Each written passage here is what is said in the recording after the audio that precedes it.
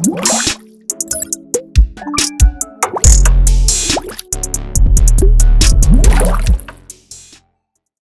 the levels good?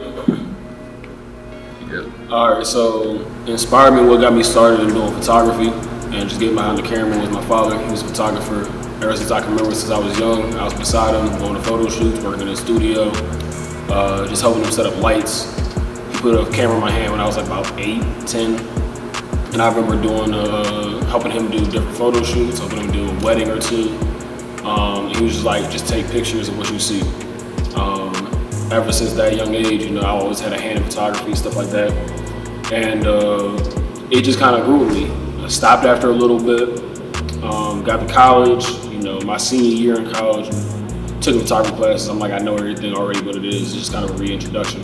And then I just kind of picked it back up there from a hobby, turned it from a hobby into a business. And I've been rolling with it ever since. I've been doing this for about, I think, 4, 5 years now almost, professionally, and I'm not stopping. What inspires me on a day-to-day basis is just life. Cliche as that sounds. I can just see a car and I'm like, all right, Cooper, I want to shoot a car in a certain way. I want to do it at night, at dusk, golden hour. I want to do it early morning, a creep slow shot, something like that. Black people as a whole, I just love photographing us. I'm about to say, like, just playing with the different colors that bounce off our skin, the blues, purples, the orange, just playing with that light and just seeing how I can get the different emotions to appear out of that picture, out of that photo each and every time, and just playing with it. Well, yeah, that's what inspires me.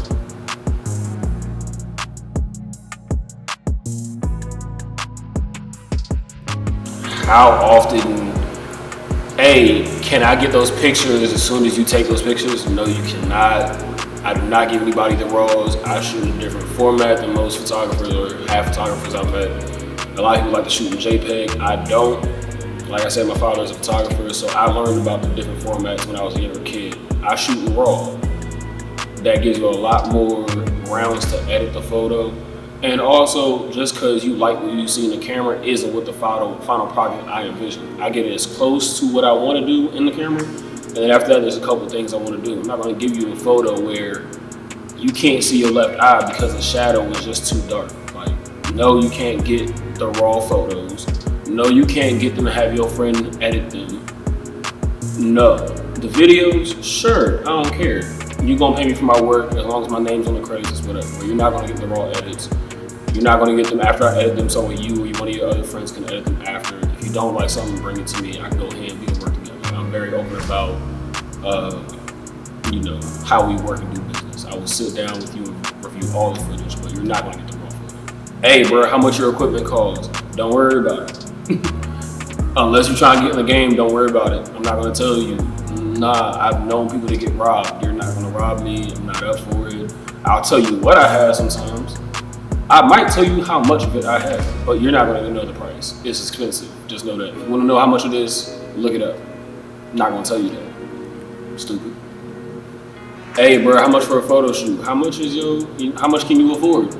I do have set limits. I do have set prices. At the same time, I'm at a point in my career where it's like, I understand everybody's form is different. I understand everybody's at a different point with their business, with their career. Let's go ahead and work something out.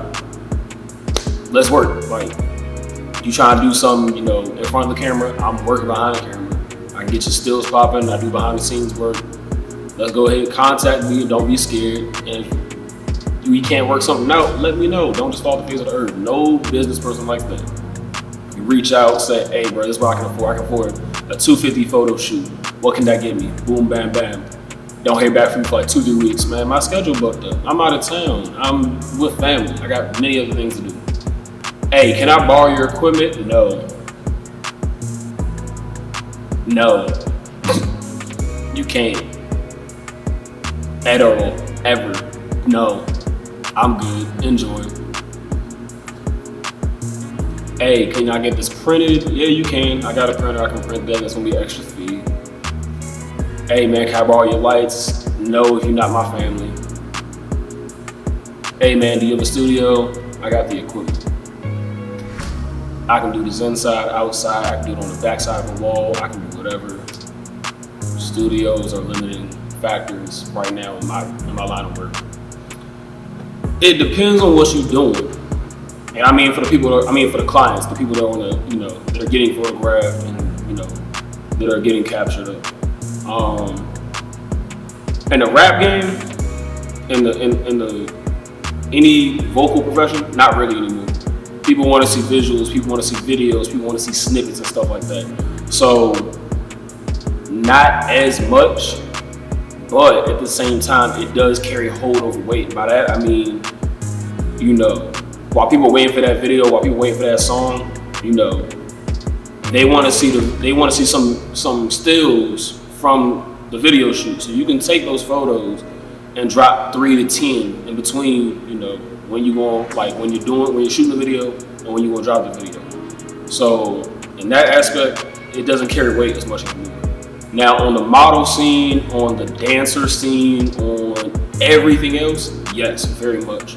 People love to see those action shots of a dancer hitting a beautiful spin or a beautiful jumping, I don't know the exact terms, but a jumping split in the air. If you can get a beautiful action shot, going crazy. And that definitely goes for Atlanta because you have a lot of different artists going on. Not just the rap game, not just R&B, but you have everything going on as well.